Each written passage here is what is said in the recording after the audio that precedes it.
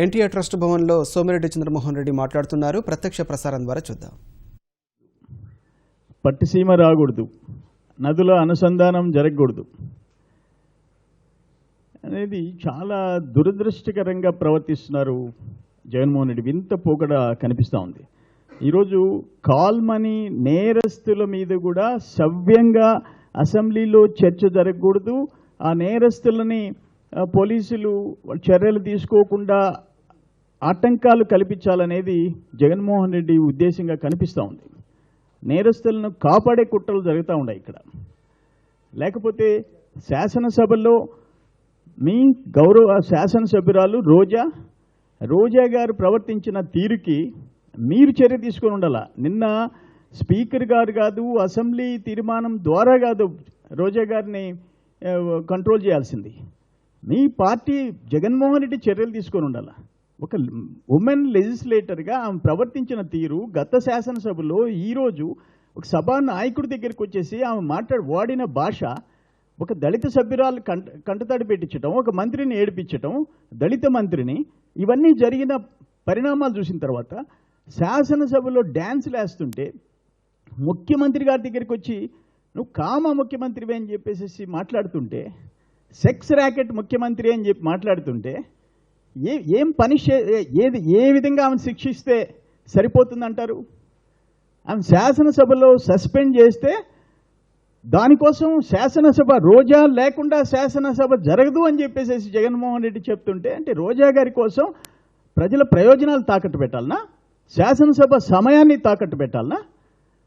రోజా గారి ప్రవర్తన ఇక్కడ కాదు, ఇంట బయట, అక్కడ కమిషనర్ని కొడితే, ఇక్కడ కానిస్టేబుల్ని కొడితే, లేకపోతే సిఐని, ఒక సర్కిల్ ఇన్స్పెక్టర్ని నేను ఎస్సీ ఎస్టీ లాగా కనిపిస్తున్నానా అని చెప్పి దళితుల్ని అవమానకరంగా మాట్లాడితే, ఇవన్నీ మీకు కొన్ని సంఘటనలు చూపిస్తాం. ఇక్కడ వీడియో క్లిప్పింగ్స్ చూపించేదానికి సిద్ధంగా ఉన్నాం.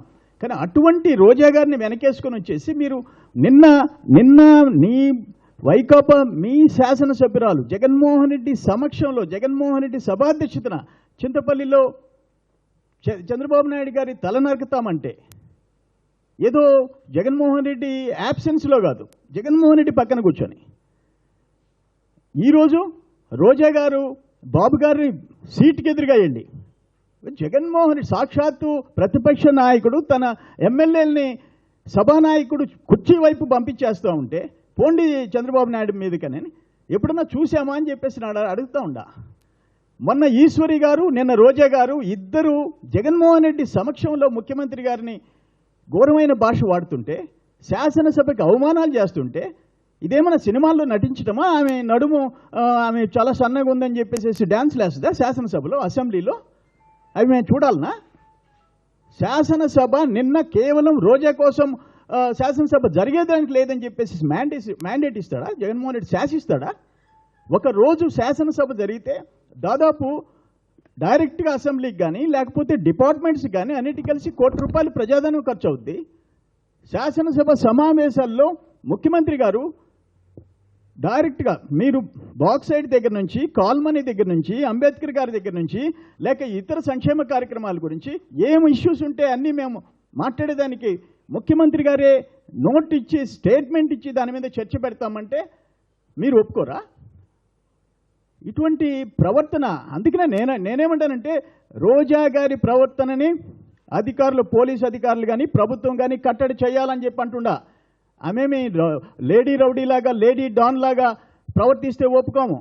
రౌడీ షీట్ ఓపెన్ చేయండి ఆమె మీద. ఒక రోజా 2 రోజులా? నీ నగిరిలో కమిషనర్ తలబగలు కొట్టినప్పుడే ఆమెను కట్టడి చేసి ఉండాలి. ఒక శాసనసభ్యురాలుగా ఎన్నుకున్నారు, ప్రజలు ఎన్నుకున్నారని చెప్పేసి నా ఇష్టానుసారం ప్రవర్తిస్తానంటే కుదరదు. ఆమె రౌడీజం ఇక్కడ నూకదు. ఈరోజు ఒక మంచి పరిపాలన, మీరు 10 సంవత్సరాల్లో ఈ రాష్ట్రాన్ని నేరస్తులు పరిపాలించినారు, స్మగ్లర్స్ పరిపాలించినారు, క్రిమినల్స్ పరిపాలించినారు. ఆర్థిక నేరస్తులను చుట్టూ పెట్టుకొని జగన్మోహన్ రెడ్డి తండ్రిని అడ్డం పెట్టుకొని ఈ రాష్ట్రాన్ని సర్వనాశనం చేశారు. మేము వచ్చిన 18 మాసాల్లో నేరస్తులకి చుక్కలు చూపించాం, వాళ్ళకి నరకం చూపించినాం. స్మగ్లర్స్ని, వేల మంది స్మగ్లర్స్ని అరెస్ట్ చేశాం, రెడ్ శాండల్ స్మగ్లర్స్ని. దేశం వదిలిపెట్టిపోతే, విదేశాలకు పోతే విదేశాల నుంచి పట్టుకొని వచ్చి జైల్లో పెట్టాం. వందల వేల కోట్ల రూపాయల ఆస్తి కాపాడుతున్నాం. కల్తీ మద్యం వస్తే కల్తీ మద్యంలో మేము రాజీ పడలే. నేను ఒక్కటి అడుగుతున్నా జగన్మోహన్ రెడ్డిని, ఒకటే ఒక ప్రశ్న వేస్తున్నా.